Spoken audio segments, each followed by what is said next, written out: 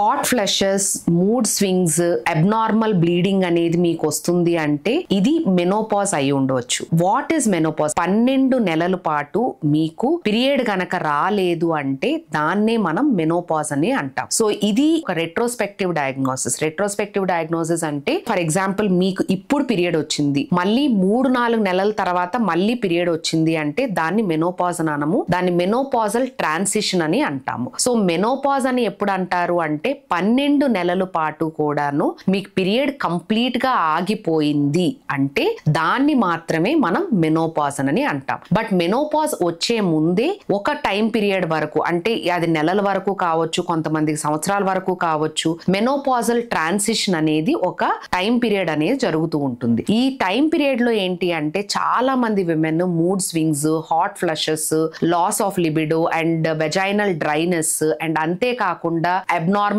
Uterine bleeding ఇట్లాంటి వాటిలతో వాళ్ళు ప్రెజెంట్ అవుతూ ఉంటారు. సో ఇట్లాంటి సిమ్టమ్స్ గనక మీకు ఉన్నట్టయితే డెఫినెట్ గా మీరు గైనకాలజిస్ట్ ని సంప్రదించాల్సి ఉంటుంది. సో 1 year ఆఫ్ పీరియడ్ ఆగిపోయిన తర్వాత మీకు బ్లీడింగ్ గనక కనిపిస్తూ ఉంటే, mood swings, hot flushes, vaginal dryness and recurrent urinary tract infections అంటే పద్దాక యూరినరీ ప్రాబ్లమ్స్ తో మీరు సఫర్ అవుతున్నారు అంటే మాత్రం డెఫినెట్ గా మీరు గైనకాలజిస్ట్ ని సంప్రదించి దానికి తగినటువంటి ట్రీట్మెంట్ అనేది తీసుకోవాల్సి ఉంటుంది. ఈ మధ్య కాలంలో ఏంటి అంటే మనకి మెనోపాజల్ హార్మోనల్ రిప్లేస్మెంట్ థెరపీ అని ఇట్లా చాలా థెరపీస్ అనేవి వచ్చాయి. సో దీన్ని బట్టి ఏంటంటే వాసోమోటార్ సింప్టమ్స్, ముఖ్యంగా ఏంటంటే మూడ్ స్వింగ్స్, హాట్ ఫ్లషెస్ లాంటివి కూడాను చాలా మట్టుకు మనం తగ్గించవచ్చు.